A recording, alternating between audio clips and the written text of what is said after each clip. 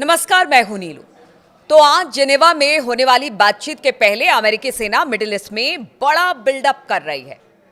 देखिए, आज बातचीत होनी है और बातचीत को लेकर इनडायरेक्ट वे में बातचीत होगी। जैसे पहले दौर की बातचीत हुई थी और कहा यह जा रहा है कि बातचीत से कुछ समस्या का हल, यानी कि ट्रंप और अमेरिका ने जो कहा था कि आप अपना यूरेनियम इनरिचमेंट कम करें, परमाणु कार्यक्रम को बंद करें, इसको लेकर कुछ निगोसिएशन हो सकती है ईरान के साथ। ईरान भी अपनी बात रखने लगातार रख रहा है कि देखिए मिसाइल प्रोग्राम को तो वो बंद नहीं करेगा। तो देखना होगा कि आज जो जिनेवा में इनडायरेक्ट बातचीत होगी अमेरिका और ईरान के बीच में, वो कितना रंग लेकर आती है। लेकिन इसी बीच कहा यह जा रहा है कि अब एक बार फिर से अमेरिका जो है वो लगातार मिडिल ईस्ट में बिल्डअप बढ़ा रहा है।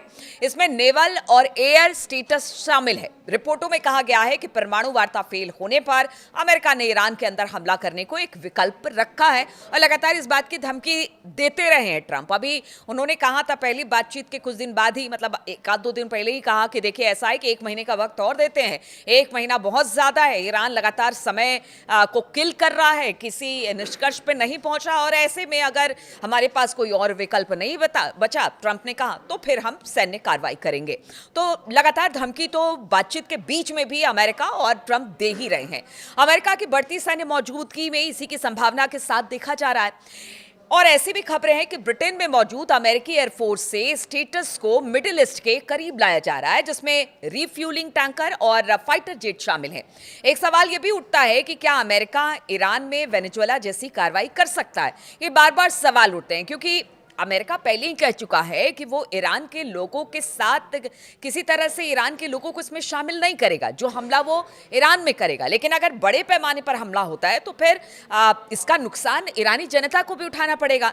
इसलिए कहा जा रहा है कि कहीं ऐसा तो नहीं कि अंदर खानी कुछ ऐसी बात चल रही हो कि वेनेजुएला जैसी कार्रवाई हो और वहां पर जो अपदस्थ करने की बात खामनेई साहब को हो रही हो, क्या वैसा हो सकता है। तो इस तरह के भी कयास लगाए जा रहे हैं। सूत्रों का कहना है कि अमेरिका इस इलाके में एयर डिफेंस सिस्टम भी भेज रहा है। मतलब किसी तरह की कोई कमी अब भी बातचीत के बीच में भी अमेरिका ने कोई कोर कसर नहीं छोड़ी है और वो लगातार डिप्लॉयमेंट मिडिल ईस्ट में बढ़ा ही रहा है अपने सेना और सैन्य जहाज और फाइटर प्लेन्स की। इसे ईरान की जवाबी हमले के रूप में, तैयारी के रूप में देखा जा रहा है। फ्लाइट ट्रैकिंग डेटा के आंकलन से पता चलता है कि हाल के हफ्तों में दर्जनों अमेरिकी मिलिट्री कार्गो प्लेन ने अमेरिका से जॉर्डन, बहरीन और सऊदी अरब तक सामान पहुंचाया है। जानकार बताते हैं कि शुक्रवार शाम को कई अमेरिकी फाइटर जेट को जॉर्डन के एयर स्पेस में एंट्री के लिए डिप्लोमेटिक क्लियरेंस भी दी गई है। सैटेलाइट तस्वीरों के आंकलन से पता चलता है कि 25 जनवरी को जॉर्डन के मोफाक सॉल्टी एयर बेस पर 14 अमेरिकी F-15 फाइटर जेट तैनात हैं और इसके अलावा इलाके में 250 से ज्यादा अमेरिकी कार्गो फ्लाइट्स आ चुके हैं। ये पहले भी मैं आपको बता चुकी हूं कि किस तरह से जॉर्डन में लगातार जो सैन्य कार्रवाई के तौर पर ईरान पर जो करने वाला है अमेरिका, उसको लेकर डिप्लॉयमेंट्स बढ़ाए जा रहे हैं, चाहे वो फाइटर प्लेन्स हो या फिर कार्गोज हो, क्योंकि लंबी अगर लड़ाई में जाना है अमेरिका को तो फिर ये सब जरूरी है। इसलिए वो पूरी व्यवस्था कर लेना चाहता है। राष्ट्रपति डोनाल्ड ट्रंप पिछले कई हफ्ते से ईरान के खिलाफ सैन्य कार्रवाई की धमकी दे रहे हैं। शुक्रवार को उन्होंने एक बड़ी धमकी में कहा कि ईरान में सबसे अच्छी चीज शासन परिवर्तन हो सकता है। यानी इस बात के संकेत, जैसा पहले मैंने आपको बताया, इस बात के संकेत है। ट्रंप की धमकी ने ईरान पर अगले संभावित कदम को लेकर मिडिल ईस्ट में टेंशन बढ़ा दी है। देखिए, इस वक्त रमजान भी आने वाला और लोगों को लग रहा है, ईरान के लोगों को, कि क्या यही समय तो नहीं होगा जब अमेरिका और इजराइल मिलकर हमला कर देगा ईरान पर। तो इसकी भी संभावना देखिए, तैयारी ईरान की तरफ से पूरी है। वो बिल्कुल उस जगह से नजर नहीं हटा रहा है जहां से लगता है कि अमेरिकी या फिर इजरायली हमला कर सकते हैं। यानी मुस्तैदी अब भी रेड अलर्ट के तौर पर ईरान की तरफ से है। जानकारों के अनुसार अमेरिकी प्रशासन अभी तक यह समझ नहीं पाया है कि अगर वो ईरानी शासन को हटाता है तो फिर आगे क्या होगा। ये भी बात है, जिस तरह से पहले भी मैंने कहा था कि पहले जब किसी तरह की बड़ी सैन्य कार्रवाई अमेरिका की तरफ से किसी देश पर होती थी तो बड़ा मंथन चिंतन होता था। लेकिन अब ऐसा है कि पहले कार्रवाई हो जाती है, उसके बाद मंथन चिंतन का दौर शुरू होता है। तो यही कहा जा रहा है कि अगर शासन से खामनेई साहब को हटाया जाता है तो फिर आगे का विकल्प क्या।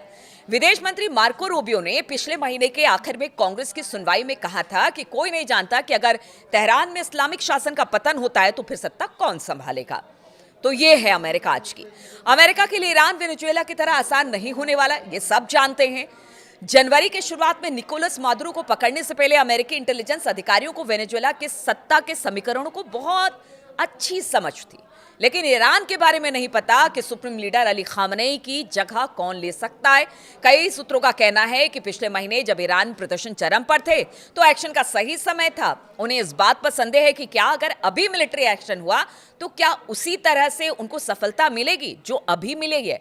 तो इसको लेकर भी कयास लगाए जा रहे हैं। तो बातचीत का दौर अपनी जगह है, कयासों का अटकलों का दौर भी लगातार चल रहा है। इस बीच सभी अपनी अपनी सेनाओं के साथ सरहद पर तैनात हैं कि हमला किसी तरफ से भी हो, जवाबी कार्रवाई हो। इधर अगर बेंजामिन नेतन्याहू की बात करें तो अमेरिका और ईरान के बीच अभी बातचीत जारी है। आज दूसरे दौर की बातचीत है। उनको ये लग रहा है कहीं ऐसा ना हो बातचीत सफल हो जाए, कोई बीच का रास्ता अमेरिका निकाल ले, परमाणु समझौते पर ईरान मान जाए। क्या तेल को लेकर भी किसी तरह का कोई निगोसिएशन हो सकता है अमेरिका के बीच में? अगर ऐसा हुआ तो फिर ईरान का जो संकट उसके सर पे मंडरा रहा है, यानी इजराइल के संकट पे मंडरा रहा है, उसका होगा क्या? तो बड़ी ऊहापोह की स्थिति में इस वक्त बेंजामिन नेतन्याहू भी है। और इजराइल के प्रधानमंत्री बेंजामिन नेतन्याहू ने कहा कि ईरान के साथ किसी भी संभावित समझौते में न्यूक्लियर मटेरियल हटाना, यूरेनियम संवर्धन पर रोक लगाना और बैलिस्टिक मिसाइलों पर रोक लगाना शामिल होना चाहिए। यानी वो अपनी शर्तें रख रहे हैं। उन्होंने कहा है कि सिर्फ ऐसा नहीं है कि इनरिचमेंट कर लिया यूरेनियम का तो उसको हटा देने से काम चलेगा, नहीं, आपको वो जगह पर वो मशीनों को, वो संयंत्रों को भी हटाना होगा जिससे यूरेनियम इनरिचमेंट का काम होता है। यहां तक शर्तें रख दी हैं। आपको लगता है कि ईरान मानेगा? ये कभी नहीं मान सकता ईरान।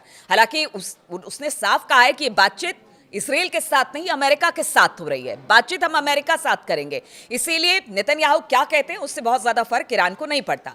लेकिन नेतन्याहू ने वॉशिंगटन में अमेरिकी राष्ट्रपति डोनाल्ड ट्रंप के साथ हाल में ही मुलाकात की और इस बीच नेतन्याहू ने यह भी चेतावनी दी कि गजा में फिर से युद्ध शुरू हो सकता है। अमेरिकी राष्ट्रपति के साथ इस मुलाकात के बाद रविवार को एक पब्लिक कॉन्फ्रेंस में नेतन्याहू ने कहा कि ट्रंप एक डील करने की संभावनाओं को पूरी तरह से इस्तेमाल करने के लिए पक्के इरादे रखते हैं। अब हो सकता है कि ऐसा हो जाए। हालांकि नेतन्याहू ने कहा कि उन्हें ईरान के साथ किसी भी डील को लेकर संदेह है। तो देखिए, ईरान ये कहता है कि आज तक हमने अपने पड़ोसियों पर कभी हमला नहीं किया, इजराइल ने किया। हमने कभी भी नियम नहीं तोड़े, इजराइल ने तोड़े हैं और अब वो हम पर संदेह कर रहा। ये बात ईरान लगातार कहता रहा है और अब देखिए नेतन्याहू को वो ईरान पर ही डील को लेकर संदेह कर रहे हैं कि पता नहीं डील होगा भी तो ईरान कितना मानेगा। इधर न्यूज एजेंसी सिन्हुआ के अनुसार उन्होंने ये भी कहा है कि इजराइल अमेरिका के साथ अपने संबंध को मदद से साझेदारी में बदलना चाहता है और एक आत्मनिर्भर घरेलू रक्षा उद्योग बनाना चाहता है। यानी वो अपने और अमेरिका के रिश्ते, यानी बेंजामिन नेतन्याहू इजराइल और अमेरिका के रिश्तों की भी बात कर रहे हैं, क्योंकि बार बार खबर आ रही है कि क्या अब इजराइल को भी अमेरिका छोड़ देगा। अगर डील ईरान के साथ हो जाती है तो क्या अलग थलग पड़ जाएगा इजराइल, इसलिए वो अपने और अमेरिका के रिश्तों की भी बात कर रहे हैं। तो आज की जो बातचीत जेनेवा में होनी है वो बहुत अहम है। अब इसके बाद क्या होगा, ट्रंप का रुख क्या रहेगा, बेंजामिन नेतन्याहू जिस संदेह की बात कर रहे हैं ईरान को लेकर, क्या वो संदेह है, क्या नेतन्याहू अकेले हमला कर देंगे ईरान पर? ये बहुत सारी बातें हैं जो आज की बात पर डिपेंड करता है कि इस पर क्या बातचीत होती है। इस पर लगातार हमारी नजर बनी रहेगी। आप बने रहिए हमारे साथ।